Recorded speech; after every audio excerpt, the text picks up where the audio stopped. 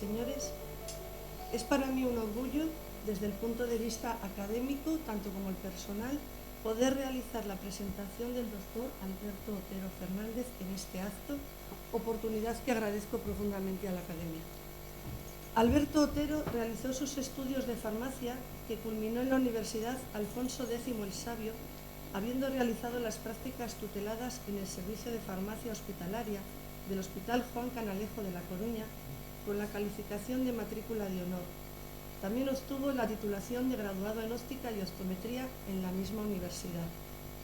Siguiendo su vocación de formación constante, cursó el Máster International Management de la Industria Farmacéutica en el CSIC, Centro de Estudios Superiores de la Industria Farmacéutica, vinculado con la Universidad Francisco de Vitoria en Madrid y la Asociación de Farmacéuticos de la Industria, que le permitió ampliar conocimientos en el sector industrial farmacéutico. Completando la formación de posgrado, cursó varios máster y cursos de experto impartidos por varias instituciones académicas: la UNED, el Colegio Oficial de Químicos de Sevilla, la Agencia Española del Medicamento y Productos Sanitarios, Universidad Francisco de Vitoria, Universidad de Barcelona, así como la Universidad de Cantabria. El cursar el Máster Universitario en Ingeniería Química, Producción y Consumo Sostenible de la Universidad de Cantabria le permitió ampliar sus conocimientos, que con posterioridad culminó con la obtención del título de Doctor en Ciencias Químicas, orientación Ingeniería Química, con la calificación de sobresaliente cum laude. La variada temática cursada, unido a su actividad profesional en el mundo de la empresa del sector farmacéutico y químico, le permitió alcanzar una sólida formación, entre otros, en los siguientes campos: seguridad alimentaria, sistemas de gestión, control y auditoría de sistemas de calidad, calidad farmacéutica, GLP, GMP, ISO y validaciones en la industria farmacéutica, laboratorio de análisis químico, ingeniería química y ambiental, toxicología, cosmética, dermofarmacia y marketing farmacéutico, tratamiento de aguas y control de la contaminación y procesos de filtración con membranas, ósmosis inversa y nanofiltración, como he dicho, entre otras. Su formación le ha llevado a la publicación de 6 artículos internacionales en revistas indexadas y diferentes artículos nacionales, capítulos de libro y comunicaciones a congresos, tanto nacionales como internacionales. Toda su formación ha sido esencial para su trabajo en el sector farmacéutico y químico, al cual lleva dedicados más de 15 años de vida profesional, habiendo desarrollado su actividad en laboratorios Cosmoden como director técnico de productos cosméticos y director técnico de productos sanitarios hasta el 2018, y desde entonces hasta ahora siendo el responsable de calidad y laboratorio de la empresa Solvay Química Sociedad Limitada. Concluyo aquí con los aspectos más relevantes académicos y profesionales del doctor Alberto Otero Fernández. Muchas gracias. Bueno, buenas tardes, excelentísima presidenta de la Real Academia de Medicina de Cantabria, ilustrísimos académicos, señoras y señores. En primer lugar, mi máximo agradecimiento a la Real Academia de Medicina de Cantabria por permitirme el honor de presentar la siguiente conferencia. Y por otro lado, también quiero agradecer a la doctora García Unzueta su amable presentación. Y nada, ya que estamos aquí en un día realmente lluvioso, pues agradezco su presencia, por lo que... Y justo vamos a hablar del agua, o sea que hay una cierta correlación entre la lluvia, el agua, lo que ha ocurrido hace unos minutos y lo que voy a presentar. Muy bien. Pues nada, en primer lugar, quiero presentar una serie de líneas generales sobre los bloques en los que voy a hablar, en los que voy a versar la conferencia. Ahora se me oye mejor. Y van a ser 3 bloques fundamentales. Mi objetivo aquí es tener una visión global del agua, del problema del agua, y no profundizar en aspectos muy concretos, sino tener una visión general. Para ello vamos a establecerlo en 3 binomios. Por un lado, el binomio agua, saneamiento, agua potable. Hablaremos de unas generalidades sobre el agua. Luego, a su vez, vamos a hablar de las enfermedades relacionadas con el agua, que son muy relevantes. El agua en la Agenda 2030, Día Mundial del Agua. Hablaremos también de la evolución histórica de las técnicas de potabilización, y a todos ustedes les sonará la cloración, que es la más conocida, la normativa del agua potable, por otro lado, el ciclo integral del agua dulce y sus tratamientos, la obtención del agua potable a través, por ejemplo, de la desalación, y el agua en España en el 2021. También voy a presentar un segundo bloque ya enfocado desde el punto de vista de avance tecnológico, en el contexto, por un lado, del agua y la energía en el mundo vivo, máquinas hidráulicas, la producción de energía eléctrica, agua y alimentos, agua e industria, contaminación de aguas residuales. Y luego ya para terminar, hablaremos ya del agua de alta pureza en contexto con el avance tecnológico que ésta representa y que su importancia va a ir increciendo conforme pasan los años. Y en esto hablaremos del agua de alta pureza, en términos generales, la producción de energía eléctrica, la industria electrónica, farmacéutica y también otra no menos relevante e importante, como es la instrumentación analítica. Muy bien, pues si hablamos del agua, qué mejor forma que empezar con la tabla periódica de los elementos, que es de donde venimos. Aquí está representado todo lo que conocemos hasta el presente desde un punto de vista científico. La tabla periódica es muy conocida. Ya en el año 19 hubo un año internacional sobre la misma y, de hecho, coincidió ese año con el 150 aniversario del descubrimiento del sistema periódico por Mendeleev. En síntesis, esa molécula del agua que todos conocemos y que todos habremos oído que es H2O, 2 átomos de hidrógeno y 1 de oxígeno, pues tiene una serie de peculiaridades que no presentan otras moléculas. Concretamente, la tabla periódica está ordenada por su número atómico y podemos observar cómo los elementos que están a la derecha, en la línea roja, como O de oxígeno, S de azufre, S de selenio, telurio, polonio. Estos elementos entre sí poseen características químicas parecidas. Y los represento así, más que nada, para saber que desde un punto de vista estructural podemos catalogar como que las propiedades químicas son, tanto en ese grupo como en otros grupos de diferentes columnas que queramos ver, su parecido es exactamente, molecularmente hablando, desde un punto de vista con interacciones con otras posibles moléculas para poder estudiarlos en profundidad. Y bueno, qué mejor manera que preguntarnos de dónde venimos, ¿no? Es decir, la pregunta es, ¿hay agua en el universo? ¿Existe el agua? Bueno, ya en el año 1969, el astrónomo Charles Townes, que bueno, fue premio Nobel de Física, detectó una primera emisión de radiación de vapor de agua en 3 nubes cósmicas. Pero esto no quedó aquí, sino que si nos vamos no solo del año 1969, nos vamos ya al año 2011, pues una nube molecular de Taurus a 430 años luz de la Tierra, bueno, pues este telescopio logró detectar núcleos preestelares por primera vez. ¿Esto qué quiere decir? Bueno, no solo es el vapor de agua, es decir, o del agua en general, ¿de dónde viene? Nosotros venimos de allí, ya como decía el cosmólogo Carl Sagan, que falleció en los finales de los años 90, establecía que venimos del polvo de las estrellas, y nunca mejor dicho, porque de ahí está hecha toda la materia que conocemos hasta la fecha. Luego aquí, simplemente representar un poco la estructura del agua, es decir, ¿por qué el agua es líquida? ¿Por qué presenta esa idiosincrasia? Bueno, comentar que el agua, como pueden ver en la figura de la izquierda, posee un átomo de hidrógeno y 2 de oxígeno. Esos 2 átomos de hidrógeno están muy cargados positivamente, en el sentido de que el oxígeno es un gran electronegativo y por tanto los capta, se genera un dipolo muy interesante. Pero más importante que eso, más que ese enlace covalente que es de per se, propiamente, bueno, molecularmente hablando, presenta su idiosincrasia, lo importante son los puentes de hidrógeno. Es decir, entre varias moléculas de agua existen enlaces covalentes que se van a poder definir por puentes de hidrógeno. El átomo de hidrógeno está unido con el oxígeno y por tanto forma un puente de hidrógeno. Esos puentes de hidrógeno, que parecen sutiles y poco relevantes, son los que permiten que la molécula del agua tenga su comportamiento. Es decir, en estado líquido es a 20 grados centígrados, con ese peso molecular de 18, presenta esas características. Es decir, ya podemos entrar también en valores de tensión superficial del agua, su idiosincrasia frente a otras moléculas, etcétera. Tridimensionalmente, bueno, posee esa estructura que ustedes pueden ver en la foto. Es una molécula tridimensional en la que el puente de hidrógeno es muy relevante. Entre el hidrógeno y el oxígeno hay 0,18 nanómetros. Y luego, esa idiosincrasia de los puentes de hidrógeno y esa característica fundamental permite que el agua, como ustedes saben, puede permanecer de estado líquido a sólido y de sólido a gas en diferentes etapas. Es decir, si queremos pasar del gas al líquido habrá una condensación y si queremos pasar del líquido al sólido, una solidificación.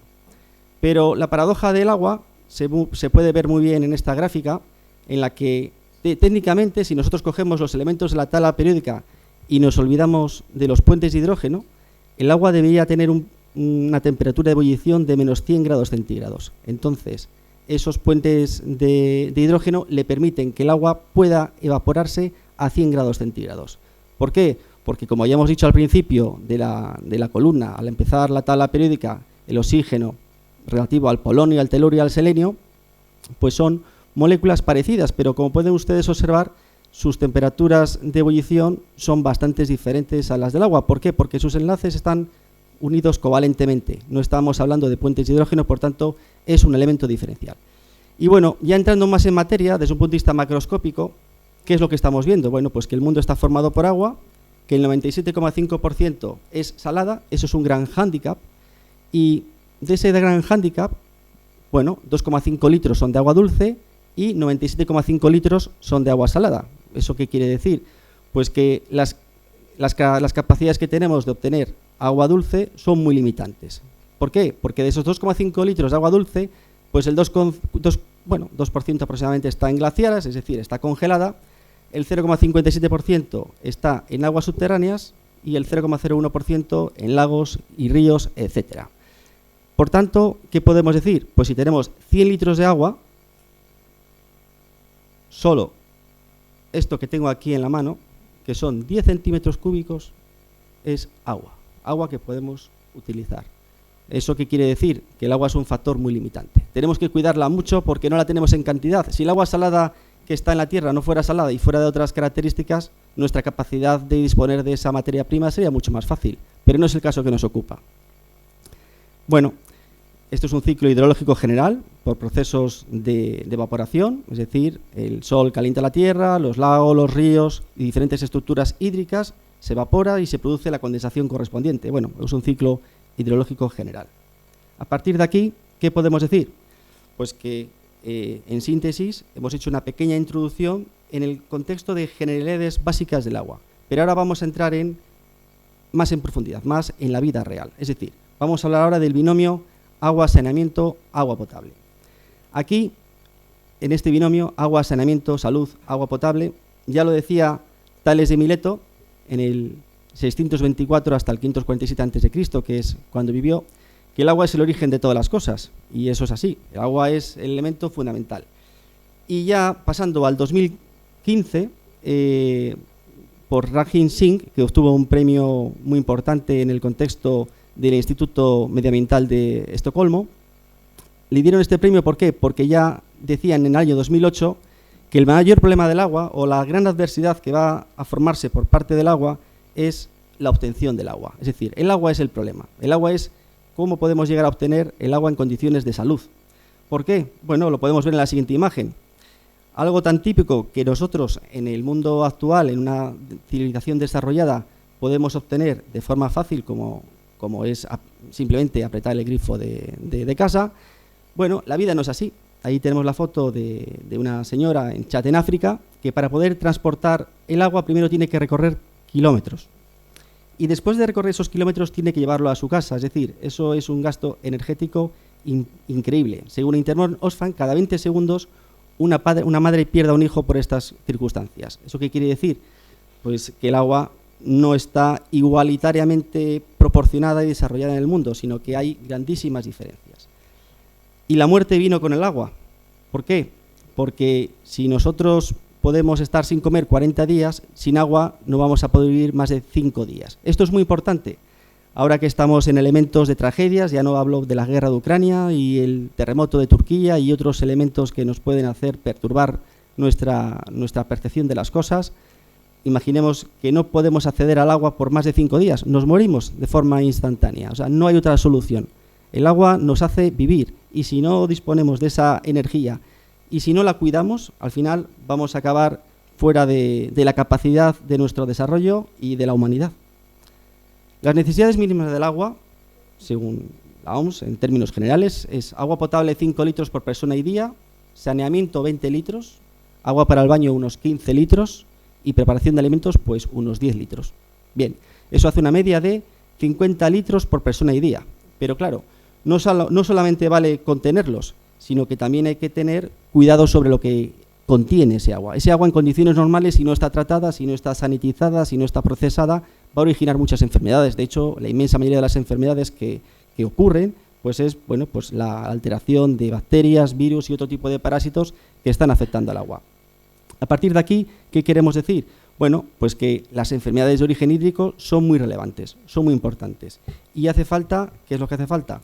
Bueno, pues que haya un agua potable adecuada, que haya un saneamiento adecuado y, desde el punto de vista global, las cifras son un poco aterradoras.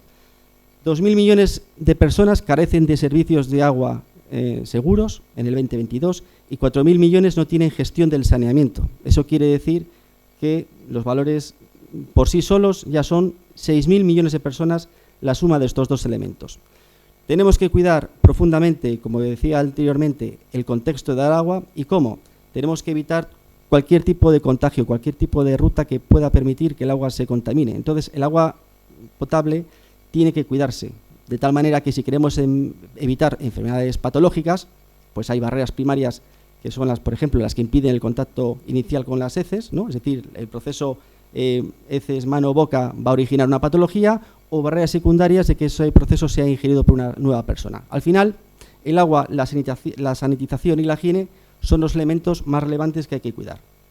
A partir de aquí, vamos a más cifras, es decir, las enfermedades relacionadas con el agua son, según la Organización Mundial de la Salud, pues muy relevantes, es decir, patologías como la malaria, el dengue, la hepatitis C, la esquistosomiasis, fiebres tifoideas y cólera suman muchos habitantes. Malaria, entre 300 y 500 millones de personas. Esquistosomiasis, entre 200 millones de personas. El dengue, entre 50 y 100. La hepatitis C, entre 20 y 3,3 millones. Son cifras que asustan, la verdad. Y también es cierto que cada año mueren en el mundo más de 800.000 personas por enfermedades relacionadas con el agua. Eso quiere decir que tenemos que cuidarla. Por tanto, lo que denominamos agua potable, pues no es tan fácil de conseguir. Bueno, aquí simplemente es una línea general de lo que es la malaria, el dengue, la hepatitis C, la esquistosomiasis, la fiebre tifoidea, el cólera, etcétera. En general, todas las enfermedades están bien provocadas por parásitos, por virus o están provocadas por bacterias. Ese son el globo o el picture, el dibujo general. Aquí podemos observar dónde se encuentra la malaria por los continentes. Bueno, pues tenemos América Central, América del Sur, el Medio Oriente, en Asia, en África, son elementos resaltables. El dengue, bueno, el dengue lo encontramos, bueno, pues en América Central, un poco en Estados Unidos. A medida que los colores son más intensos, pues la patología es mayor, es decir, más de 1 millón de casos confirmados, por ejemplo, en América del Sur. Son cifras un poco escalofriantes. En Asia estamos hablando de entre 10.000 y 100.000 casos confirmados. Luego ya los colores más claros, bueno, los casos no son tan relevantes, pero bueno, estamos hablando de que hay que tenerlos en cuenta para no obviar el problema que existe detrás. Por otro lado, aquí, en el contexto de la hepatitis C, bueno, esta ya es muy global, es decir, en todas partes la podemos encontrar, depende solo el tipo de genotipo que nos encontremos. En Europa, según el color más o menos intenso, bueno, pues está hablando del genotipo concreto HV3 y, por ejemplo, el HV1 y el 2 en las zonas más claritas, ya sea América Central o África. En el caso de la esquistosomiasis, es decir, si hablamos de la patología por un parásito, bueno, pues hablamos de América del Sur, África, Medio Oriente, Oriente Medio y Asia. Aquí ya depende, porque el parásito se puede desarrollar en diferentes partes del cuerpo, ya sea si se va a dirigir a una zona intestinal o puede atacar un sistema urinario, etcétera. Eso ya depende cómo el parásito se vaya desenvolviendo. Aquí podemos ver un poco la fiebre tifoidea. Bueno, pues la fiebre tifoidea en las zonas más oscuras, por ejemplo en la zona de Medio Oriente y Asia, pues hay una incidencia de mayor de 300 casos por 100.000 habitantes, lo cual es un número bastante relevante. Lo mismo pasa en África, que también tiene un valor importante. ¿Esto qué quiere decir? bueno, pues que en países menos desarrollados, pues las incidencias, y en este caso de la fiebre tifoidea, pues es mayor. Con el cólera pasa algo parecido. Es decir, en esta presentación podemos ver cómo, según la OMS, de 1 de enero al 30 de noviembre del 2022, bueno, pues hay casos notificados de cólera, por lo menos sospechosos, y puede haber hasta muertes, porque los puntitos que están en negro son muertes reales de casos por cólera. Pero bueno, es una foto general de la Organización Mundial de la Salud. En términos generales tampoco hay que ser tan pesimistas, porque si nosotros vemos el case fatality rate, según la tasa de letalidad del contexto de los casos de cólera notificados por la OMS por año y continente, pues podemos decir que desde el año 1989 hasta el 2021 la tendencia ha sido bajista, es decir, los casos se han ido reduciendo. Sin embargo, es sorprendente cómo, según la fuente de la Organización Mundial de la Salud, en Asia, en el año 2019, el caso es alcista, es decir, aquí las muertes sí que están increciendo. Pero bueno, eso ya depende del contexto de cada país, de su situación socioeconómica, etcétera. Bien, después de haber hablado una serie de elementos relativos a las enfermedades genéricas por parte que pueden ser provocadas como un elemento de conexión el agua, vamos a hablar un poco de la Agenda 2030. La Agenda 2030 es muy importante porque, mira, ahora mismo estamos a 23 de febrero, bueno, pues en un mes prácticamente es el Día Mundial del Agua. Es un día muy importante en el que tenemos que asistir todos para ser conscientes del problema que existe detrás. De aquí, un aspecto importante es los Objetivos de Desarrollo del Milenio establecidos en el año 2000, en los que se estableció por parte de los Estados miembros de las Naciones Unidas, bueno, pues hay una serie de objetivos que hay que cumplir y concretamente son 17. El número 6 es el que pertenece al agua, por tanto es un objetivo muy importante. Si nosotros queremos evaluar un poco ese problema del agua desde el año 1990 hasta el 2015, bueno, se han producido una serie de avances, pero no obstante, en el 2015 se han evaluado una serie de objetivos. ¿Y qué es lo que hemos conseguido? Bueno, pues aquí la realidad es que sí que tenemos adelantos en materia del agua, pero no tenemos en materia de saneamiento, es decir, tenemos que mejorar. Por tanto, es muy importante generar una nueva agenda de desarrollo sostenible de cara al 2030. En resumidas cuentas, ¿qué es lo que podemos decir de los objetivos del milenio? Bueno, pues básicamente que si bien hemos tenido grandes adelantos en materia del agua, pues de saneamiento estamos muy mal. Y de cara a la Agenda 2030 vamos a tener que tomar medidas. Como conclusión, en el contexto de agua y saneamiento, bueno, pues básicamente decir, hay cifras que son perturbadoras, es decir, 8 de cada 10 personas no tienen servicios básicos de agua, eso es muy importante. A nivel mundial se estima que hay 1,9 millones de muertes y la pérdida de más de 120 millones de años de vida ajustados por discapacidad, es decir, el agua origina grandes problemas. El saneamiento inadecuado contribuye a través del agua potable y las manos contaminadas pues a muchas muertes, a 830.000 muertes, y según la Organización Mundial de la Salud, entre 3 y 5 millones de casos de cólera al año, que son muchísimos, y entre 100.000 y 120.000 muertes. Por tanto, no es un hecho que tengamos que considerar banal, sino muy importante. Y sobre todo la falta de acceso al agua pues condice también una alta tasa de abandono escolar, es decir, está todo relacionado. Bien, visto esta foto general, también comentar que en Nueva York, este mismo año, es decir, en marzo del 22 al 24 de marzo, se va a celebrar por parte de Naciones Unidas la Conferencia 2023 del Agua y será un punto de inflexión en el que se van a debatir todos los elementos, un poco los que he comentado anteriormente, de cara a solventar y solucionar el problema del agua. Y como resumen, ¿qué podemos decir? Pues podemos decir que en general, de cara a esos objetivos del milenio, pues en el año 2020, pues bueno, pues no vamos del todo por buen camino, porque 2.000 millones de personas carecen de agua seguros y 4.000 millones no tienen gestión de saneamiento seguros. Por tanto, bueno, hay mucho que hacer. ¿Esto qué quiere decir? Pues que de cara al 2030 tenemos que cuadriplicar la tendencia de los índices de progreso. ¿Eso qué quiere decir? Bueno, gestión segura de servicios de agua potable, gestión segura de servicios de saneamiento y gestión segura de servicios básicos de higiene, es decir, los 3 pilares fundamentales. Y bien, bueno, Hasta aquí un poco un contexto general de la Agenda 2030 y el contexto del agua. Y ahora vamos a hablar un poco de evolución histórica de los procesos de potabilización. Bien, desde que podemos diferenciar básicamente una serie de elementos que permiten potabilizar el agua en síntesis por filtros, ya sea el filtro de Porcho, en el año 1685, también tenemos más filtros, en el 1746 por Joseph Amy, y bueno, en el 1774 es cuando se descubre el cloro, es un elemento fundamental, y el ozono en el 1785. Tampoco es menos importante que los rayos ultravioletas se descubrieron por Ritter en el 1801. De todos ellos, comentar y destacar un poco lo que he dicho al principio, desde el punto de vista de desinfección, que todos ustedes conocerán, que es la cloración. El cloro se empleó por primera vez como desinfectante en el año 1908 en New Jersey. Y bueno, es una foto general desde el punto de vista de avance, de potabilización del agua. En general, procesos bien por filtración, procesos químicos, ya sea el ozono, ultravioletas o la cloración. Aquí un poco de historia.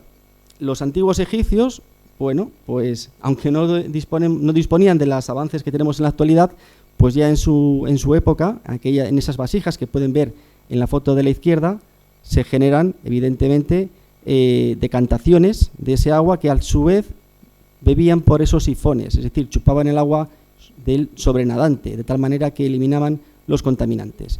Si ustedes tienen la ocasión de haber ido a Venecia, habrán observado lo que es el pozo veneciano, a mano derecha. Este pozo veneciano tiene la categorización de que se realizan procesos de filtración por arena y en el medio obtenemos el agua potable. Es decir, es un elemento pues muy inteligente, y en Venecia, aunque tenga mucha agua, el gran problema de Venecia sigue siendo el agua.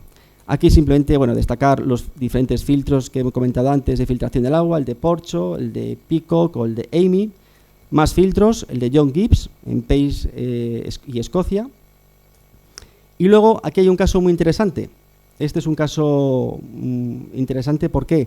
Porque estamos hablando de que en el año 1854 hubo una epidemia por cólera en el barrio del Soho de Londres y murieron más de 700 personas. Claro, esto es un caso epidemiológico muy interesante. De hecho, desde el punto de vista estructural y científico, epidemiológicamente el doctor Snow realizó un estudio de la epidemiología de todos los puntos, de todas las bombas que había por el barrio de Soho en Londres, y al final tuvo que investigar cuál de todas esas bombas es la que causaba la patología del cólera, cuál de ellas.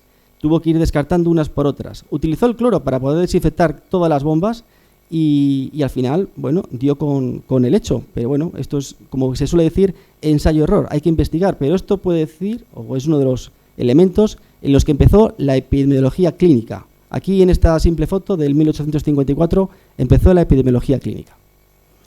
Y la muerte vino con el agua, y es cierto, la muerte, si el agua no está en condiciones de salud, uno se muere. Entonces, de nada sirve tener agua de calidad si ésta se contamina por cualquier circunstancia, nos acaba matando sin ningún género de dudas.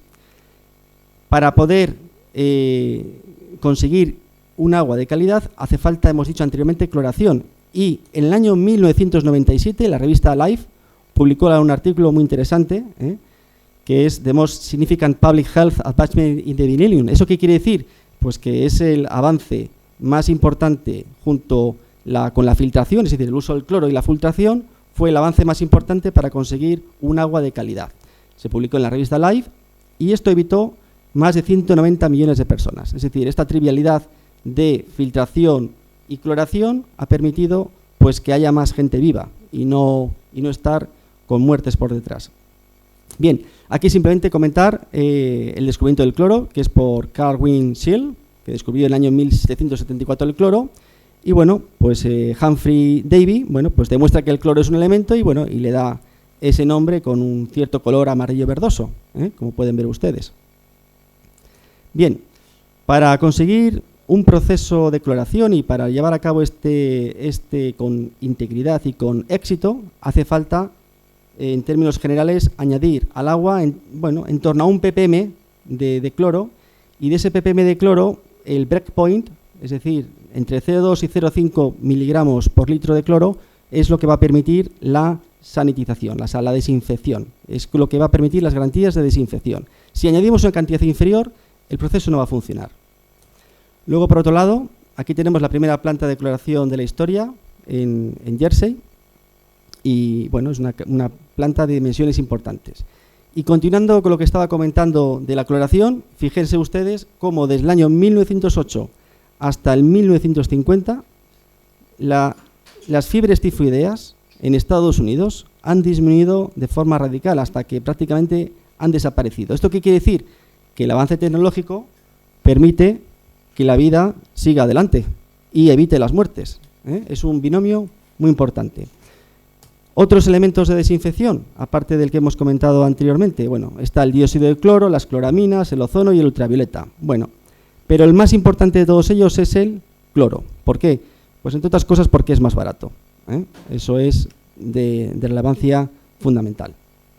Luego, después de haber terminado este proceso de cloración, vamos a meternos con normativa del agua potable. Esta normativa del agua potable puede ir motivada o bien por la OMS, por la Organización Mundial de la Salud, por la Agencia de Protección Ambiental de Estados Unidos o por diferentes reglamentos de la Unión Europea o Japón. Y aquí tienen ustedes, a mano izquierda, la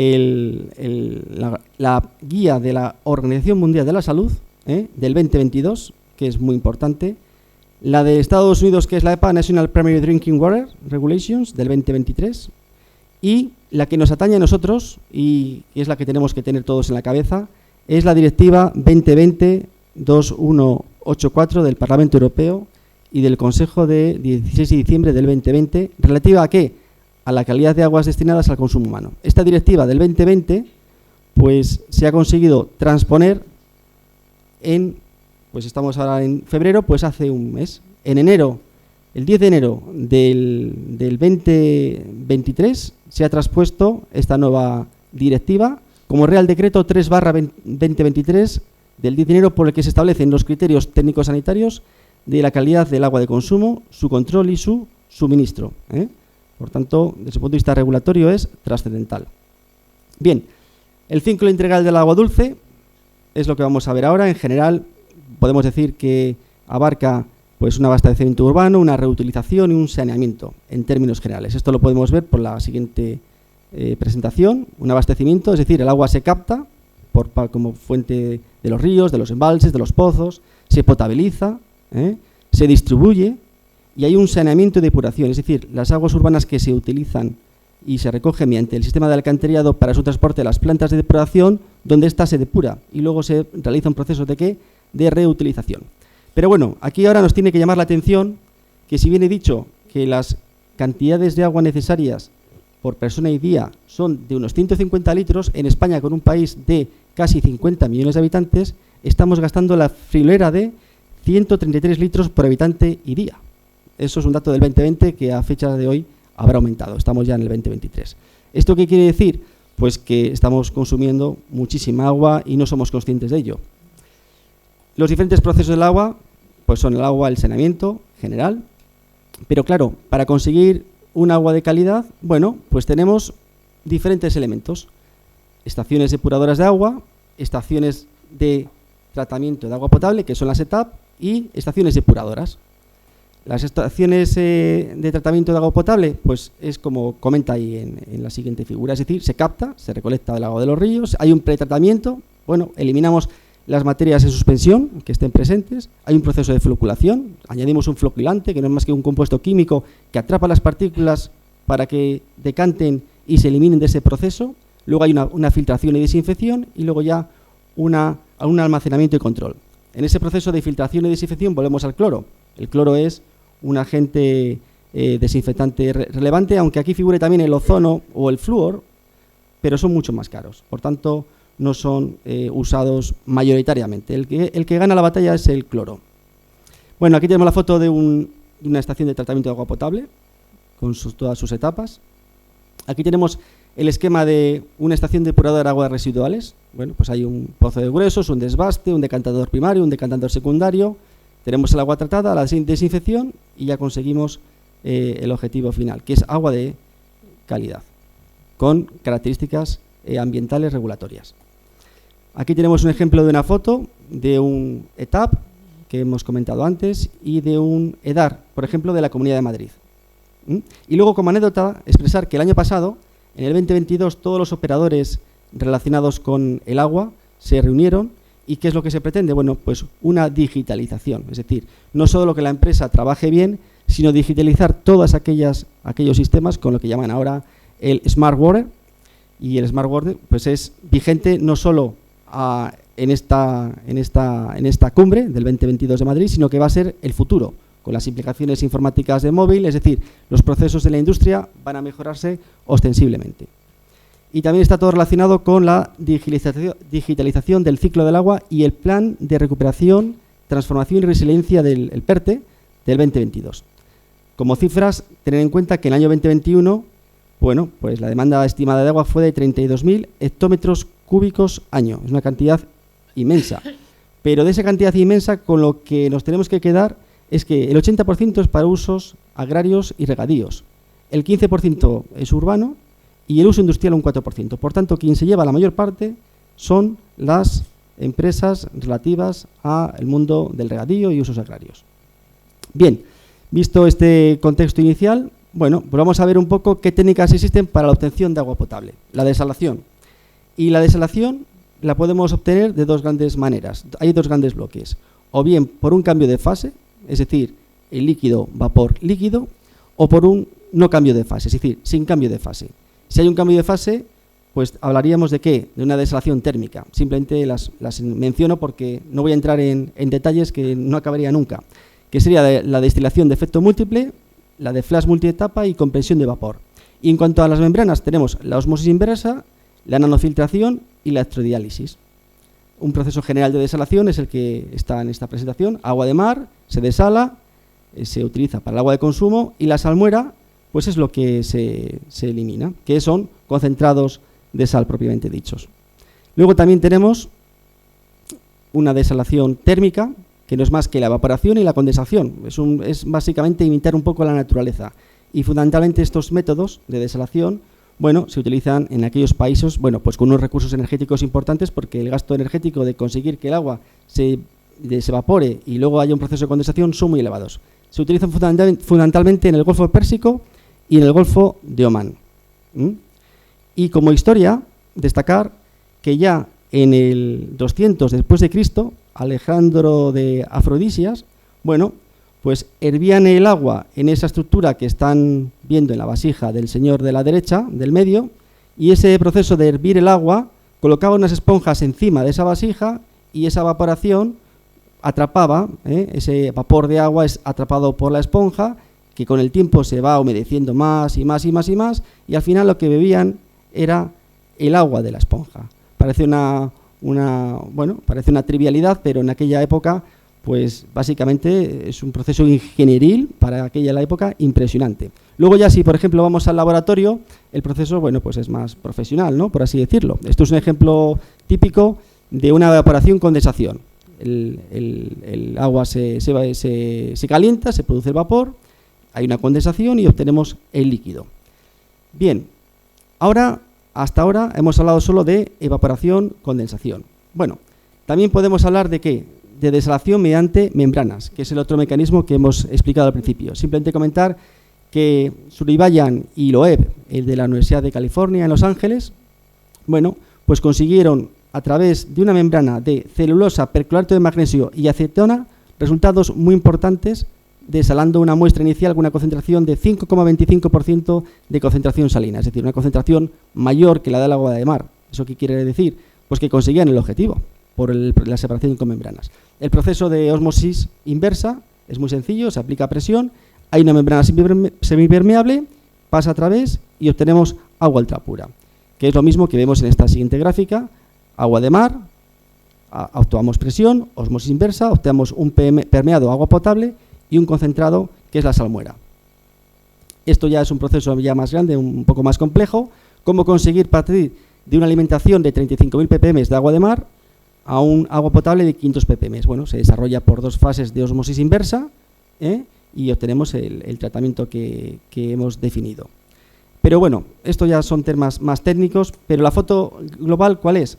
Bueno, pues que de todas las técnicas que utilizamos en el mundo, desde el punto de vista de la desalación, quien se lleva la palma es la ósmosis inversa. Por tanto, es la tecnología de mayor aplicación y de mayor éxito en los procesos de desalación.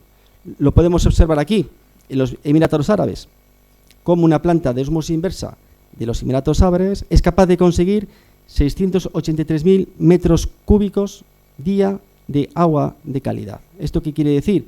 Bueno, si el pantano del Ebro al tope, es decir, al 100%, son 525 hectómetros cúbicos, ustedes imagínense que estamos hablando que la mitad de ese pantano lo consigue esta enorme planta de ósmosis inversa.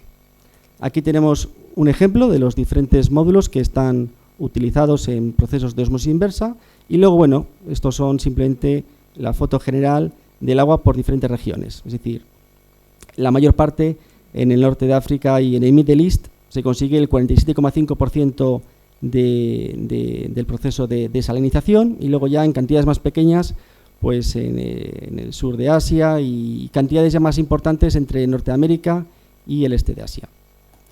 La desalinización en España, bueno, pues podemos ver cómo está constituida por 765 plantas y ¿esto a qué equivale? Pues equivale a 3,5 pantanos del Ebro. Por tanto, ojo con la desalinización. Esta tecnología va a ir aumentando conforme pasa el año. Bueno, y una vez que ya hemos visto el contexto de los procesos de desalinización, vamos a hablar un poco de regulación en el agua en España en el 2021. Es decir, en el agua en España en el 2021, ahí tenéis la calidad del agua de consumo en España en el 2021, que es una guía que se ha publicado recientemente, que se ha terminado el informe el 30 de junio del 2022 y no hace más que expresar el control del sanitario del agua sobre todas sus características microbiológicas, físico-químicas, contaminantes, etc. Analizan muchísimas variables, es decir, hay un sistema de información nacional de agua de consumo que es el SINAC. Las infraestructuras que están notificadas al SINAC pueden ser captaciones, conducciones, las etapas que hemos comentado antes, depósitos, cisternas, redes de distribución, etc. La toma de captación y origen del agua fundamentalmente es, bueno, subterránea, desde el punto de vista de número de captaciones por origen del agua y por volumen del agua captada por origen del agua, pues también subterránea en torno al 98%. Y aquí, bueno, pues podemos ver qué análisis están ejecutando, es decir, desde el Gobierno de España, ¿qué análisis estamos haciendo? Pues análisis organoléptico, color, olor, sabor, control de radiactividad hasta incluso, análisis de desinfección, etcétera. ¿Y qué podemos obtener de todo ello? Bueno, pues que el agua está superando los boletines. Es decir, estamos hablando que los boletines del 2021 posee una calificación notable, o sea, positiva, de conforme de casi el 99%. Bueno, exactamente el 98,5%. Y de ahí se deduce que si analizamos diferentes parámetros como, por ejemplo, el cloro libre residual del 2021, pues ha sido conforme en el 97,61% de los casos. Lo mismo pasa con la conductividad, conforme en el 99,66% de los casos. En el caso del pH lo mismo, conforme en el 99,25% de los casos. Los nitratos y nitritos, pues conformes también en torno al 99% de los casos. De hecho, el nitrito casi llega al 100%. En cuanto a los plaguicidas totales y trialometalos, pues también conforme prácticamente en el 100%. Y en cuanto al recuento de bacterias de agua, coliformes y recuento de colonias para todo el tipo de agua de consumo, pues conforme casi en el 100%. En síntesis, ¿qué foto tenemos? Bueno, pues tenemos esta foto. La foto es la conformidad. ¿Y esa conformidad qué implica? Bueno, pues que para poblaciones de entre 500 y 5.000 habitantes, desde el año 17 hasta el año 21, pues tenemos, bueno, valores alcistas de valores completos y correctos en torno al 88%. Y para poblaciones de más de 5.000 habitantes conseguimos una tendencia positiva ascendente de todo correcto en torno al 95,6% del 2021. Es decir, que conforme pasa el tiempo vamos mejorando y vamos consiguiendo los objetivos. Por tanto, desde el punto de vista del Gobierno de España podemos estar seguros y tranquilos de que el agua que consumimos es de calidad. Que es muy importante este asunto porque no ocurre lo mismo en todos los países. Hay que dar mucha prioridad al contexto español. Y bien, una vez que hemos hecho ya la primera introducción, vamos ya al segundo bloque, que es el binomio agua, avance y desarrollo tecnológico. Bien, en este sentido, pues bueno, hay diferentes tipos de agua. El agua verde es aquel que está vinculada con la agricultura de secano, es decir, la humedad del suelo generada por las lluvias, bueno, pues está disponible para su absorción, para las raíces, para las plantas, etcétera. Mientras tanto, el agua azul es la escorrentía de la lluvia almacenada, ya sea en presas, en ríos, en lagos, etcétera. Y esto es el principal recurso para el regadío. Por tanto, del 61 al 65% es agua verde y del 39 al 35% estamos hablando del agua de lluvia. En síntesis, tanto como ya comentamos en síntesis por otro tipo de asuntos, el 70% se utiliza para el riego, el 20% se utiliza para la industria y el 10% para usos domésticos. O sea que seguimos hablando de que el riego es fundamental, es el que más absorbe todos los recursos. No es la industria, es el riego. Aquí se ve lo mismo, es decir, desde el año 1900 hasta el 2000, bueno, el uso de la agricultura es elevadísimo. ¿Y por qué? Bueno, pues por las razones idiosincráticas del tipo de contexto que estemos hablando, ya sea industrial, municipal o agua de uso agricultural. Bien, una vez hablando de esto, vamos a hablar un poco de el agua y la energía, el agua y los alimentos, el agua y la industria y el agua y la contaminación. Importante tener en cuenta que si existe un déficit de agua, entraríamos en un estrés hídrico. Entonces, bueno, ¿qué es el agua? Bueno, pues el agua y energía pues es un binomio, y la energía evidentemente ni se crea ni se destruye, simplemente hay un proceso de transformación. Ustedes conocerán, y se escucha mucho en las noticias, todo lo que tiene que ver con las energías renovables y no renovables. Bueno, pues energías renovables como la solar, la hidráulica, la eólica, bien, y las no renovables como el petróleo, el uranio, el gas natural y el carbón. Bueno, son elementos a tener en cuenta. Pero desde el punto de vista energético, antes de empezar a hablar de procesos ingenieriles y desde diferentes tipos de elementos para obtener energía, podemos empezar hablando un poco de, ya que estamos en la Real Academia de Medicina, pues la célula. Y concretamente del ATP. El ATP, como ustedes sabrán, es la molécula, es la moneda que representa la energía en el mundo vivo. ¿Y esto qué quiere decir? Pues que es la capacidad que obtenemos en el día a día para desarrollar nuestras funciones fisiológicas de la misma manera que las bacterias viven, las levaduras, los mohos y los hongos, etcétera. ¿Qué ocurre?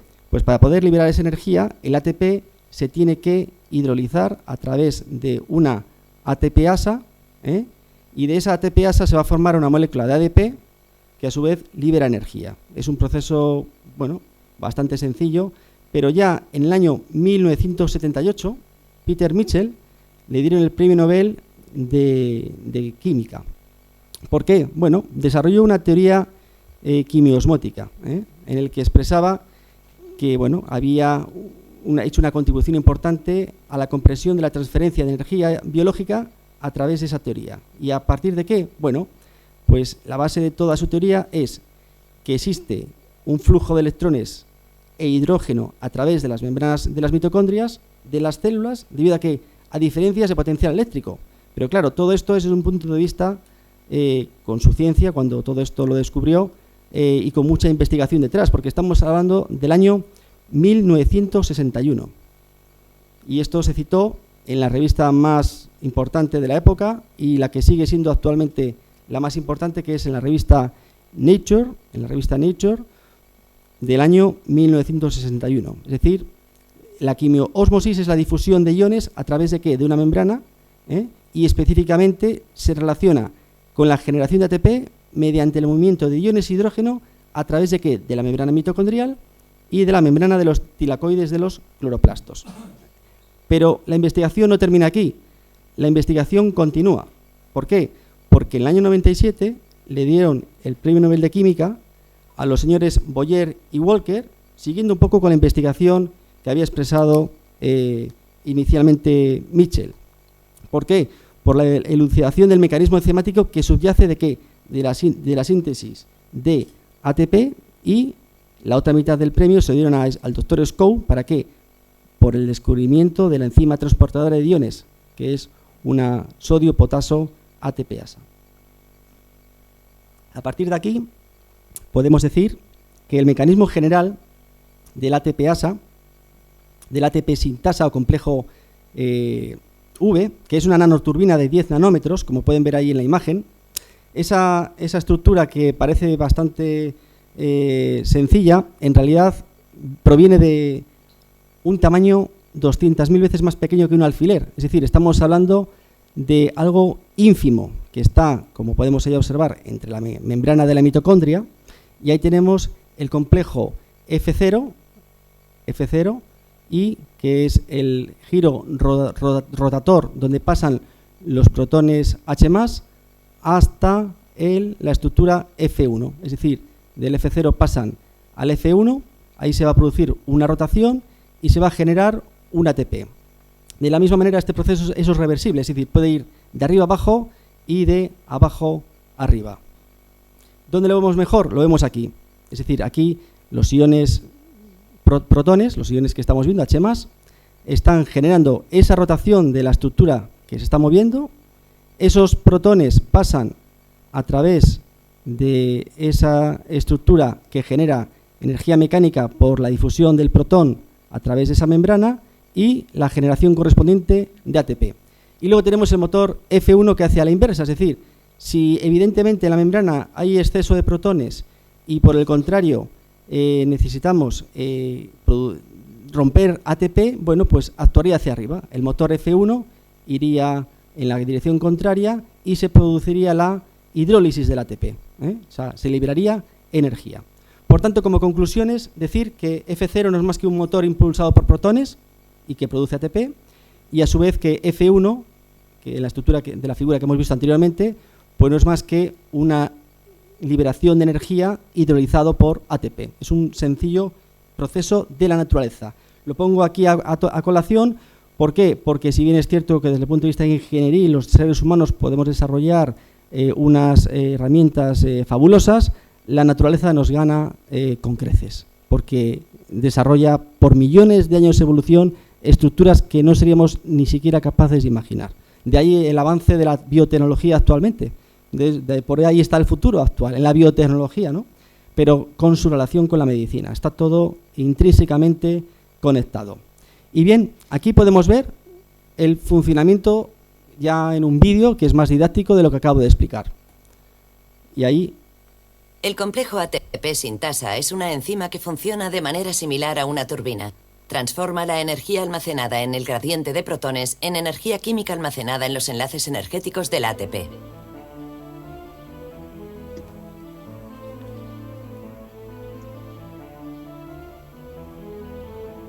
El flujo de protones fluye hacia el interior celular a favor de su gradiente electroquímico gracias a un rotor ubicado en la membrana. Parece que los protones fluyen a través de una entrada abierta a un lado de la membrana y se unen a las subunidades del rotor.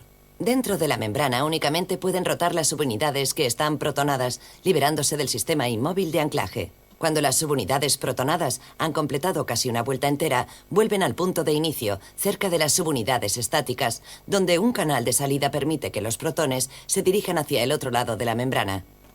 De esta manera, la energía almacenada en el gradiente de protones es transformada en energía mecánica de giro. Esta energía de giro se transmite a través de un eje unido al rotor que penetra en el centro de la característica estructura en forma de chupa chups, la ATPasa F1, que cataliza la síntesis de ATP.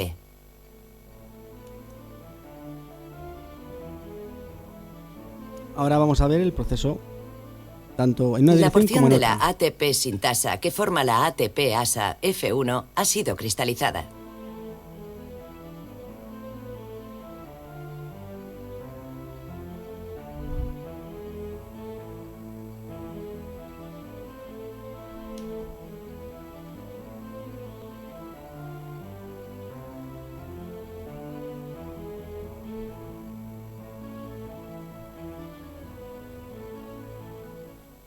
Su estructura molecular muestra que la posición del eje central influye en la conformación y disposición de las subunidades vecinas. Estos cambios son los que dirigen la síntesis de ATP a partir de ADP. En este modelo animado se ordenan los distintos estados conformacionales siguiendo una secuencia temporal durante la rotación del eje central.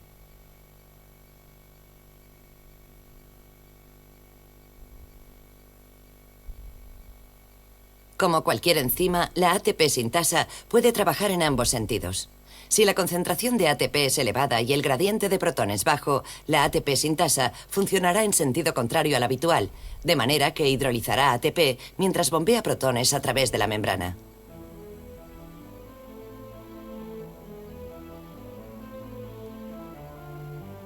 Es decir, es un proceso reversible. La naturaleza es muy inteligente. Para demostrar la rotación del eje central, se diseñó un experimento en el que se unió experimentalmente un filamento corto de actina fluorescente a una unidad de ATP-ASA-F1. El filamento fluorescente se podía visualizar con ayuda del microscopio. Cuando se añade ATP, se observa que el filamento empieza a girar, demostrando de manera directa las propiedades de esta extraordinaria máquina molecular. Muy bien, simplemente es un ejemplo de contexto de la tecnología que se aplica. Bueno. El complejo no, ATP... ya está, esto ya está. Vamos a la siguiente. Bien, simplemente representar lo que es la mitocondria, que es la unidad de la energía, la central energética que tenemos en el ser humano. Y lo mismo pasa, tal como comentábamos antes con los cloroplastos, bueno, pues que el proceso del ATP es exactamente parecido. Por otro lado, vamos a hablar un poco de agua, energía y avance y desarrollo, desde un punto de vista global, general. El agua y la energía están totalmente conectadas, están unidas, pues el agua es evidentemente esencial para la producción y distribución de la energía, y la energía pues es crucial ¿para qué? Para la extracción y suministro del agua potable segura. Eso es un binomio importantísimo. Entonces, a partir de aquí vamos a ver diferentes elementos ingenieriles que no van a ser tan avanzados como la máquina de la ATP sintasa que acabamos de ver, sino otros ya de la vida mundana, como son las máquinas hidráulicas. Bueno, eso es un ejemplo de una máquina hidráulica, una rueda hidráulica, que ayuda a convertir la energía de un curso de agua por caída. Y, bueno, ahí ustedes tienen la imagen de la izquierda, bueno, pues son ruedas de agua de Hama en Siria, que tienen esa característica.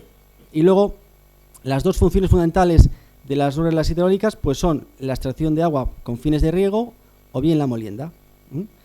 Y, bueno, destacar fundamentalmente que también, bueno, hay otro tipo de elementos que se emplean como propulsores en la fundición y metalurgia, etcétera.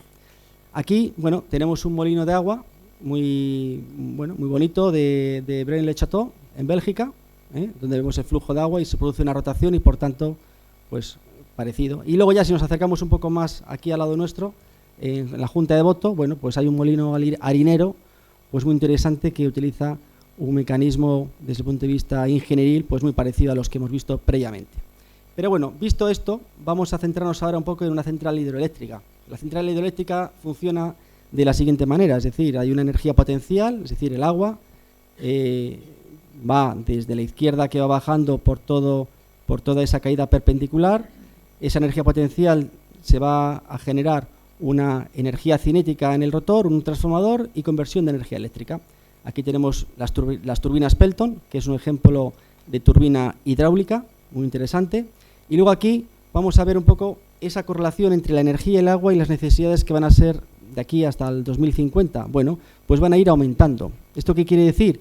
Pues que África va a necesitar más del 500% en el consumo del agua. Latinoamérica va a tener que llegar hasta el más del 360% y en el caso de otros países pues van a ser condiciones parecidas, pero bueno, destacar fundamentalmente los más destacados, el más de 500% en África.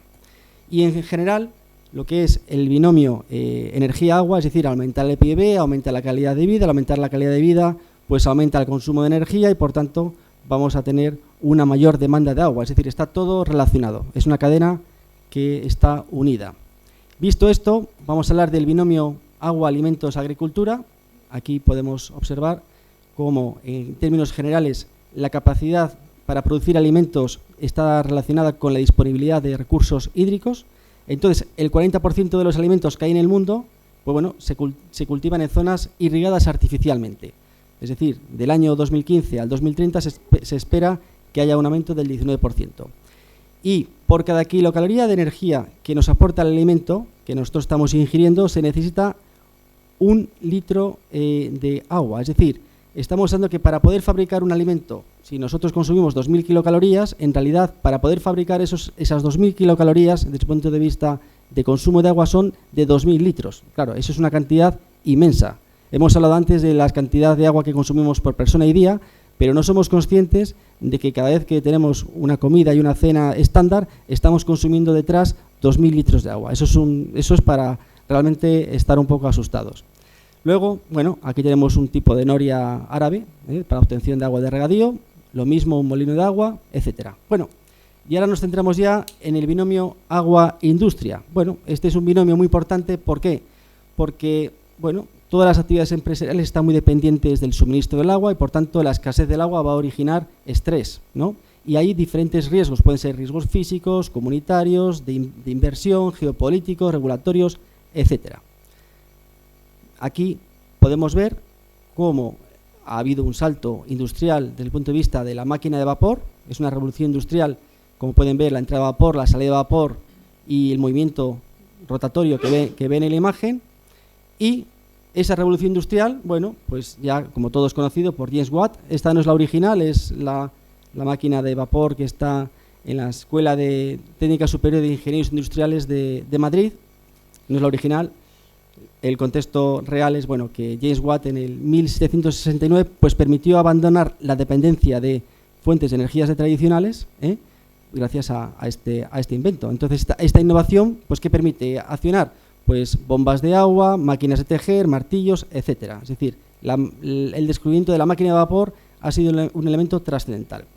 Luego, bueno, aquí están los riesgos que hemos comentado antes, riesgos físicos, riesgos de inversión, riesgos geopolíticos, riesgos regulatorios, que no voy a entrar en más detalle.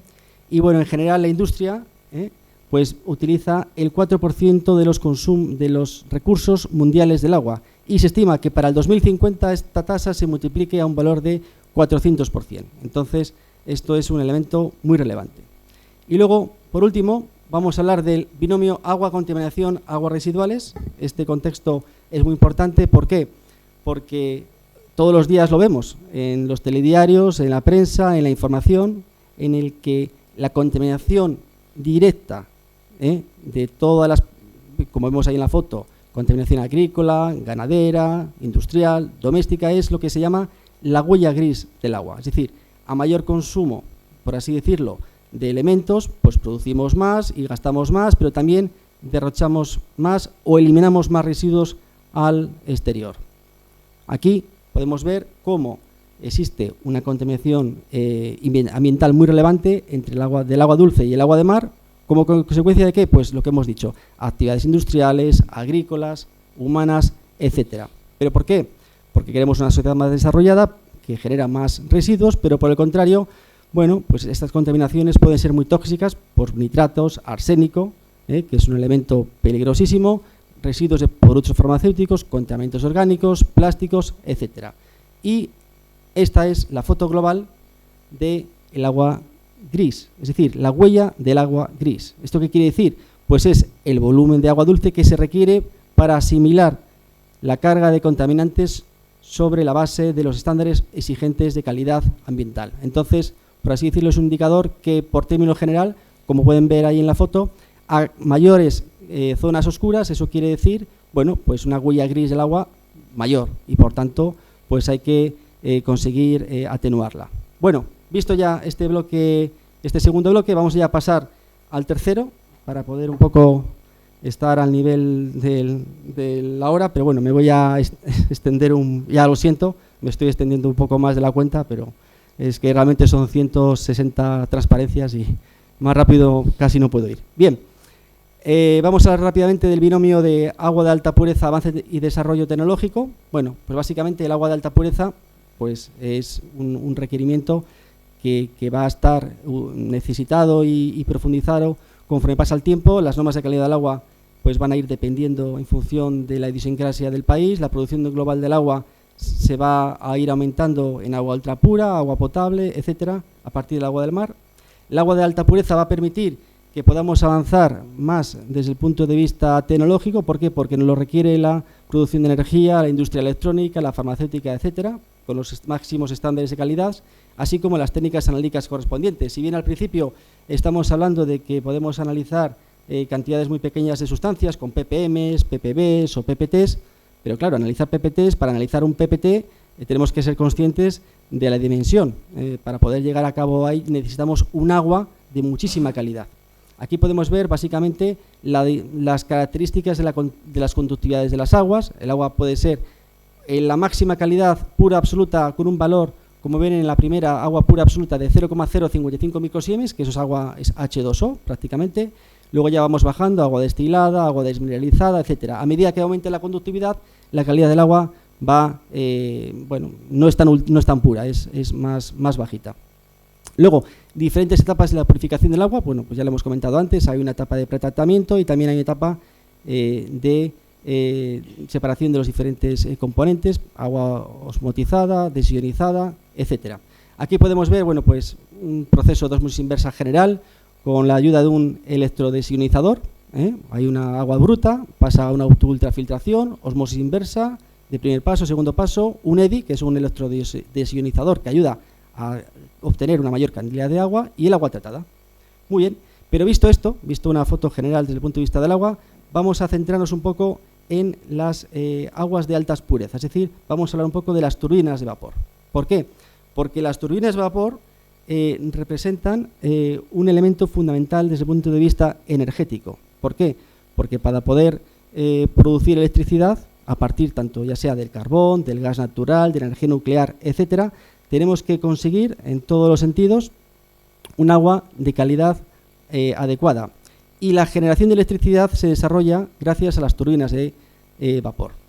Aquí podemos ver cómo el aumento de la demanda de agua va increciendo, ya sea energía nuclear, renovable, carbón, petróleo, que son energías primarias que utilizamos que son finitas, o en el caso del gas natural, también es otro ejemplo. Y luego tenemos las centrales eléctricas, que utilizan ¿qué? Pues es el elemento más relevante. Más del 70% de la energía eléctrica que se genera en el mundo es gracias a la turbina de vapor. Es decir, la turbina de vapor es el elemento diferencial. Sin la turbina de vapor no somos capaces de obtener energía, porque si ya lo ven ahí las cifras, más del 70% de esa energía eléctrica es generada gracias a la turbina de vapor. Ahí ven, una turbina de vapor es un elemento ingenieril muy grande, es aparatoso, muy costoso, pero también muy preciso.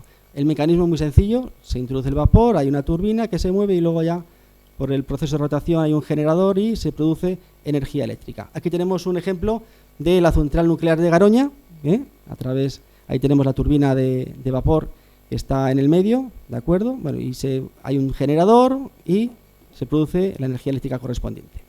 Luego aquí tenemos diferentes purezas de turbinas de vapor con diferentes características, con diferentes conductividades, ya sea en el sentido de intercambio, no conductividad después de un intercambio de catión, pues posee valores de menos de 0,30 microsiemens por centímetro y hay prácticamente cantidades muy pequeñitas de sodio y de sílice, pues menos de 10.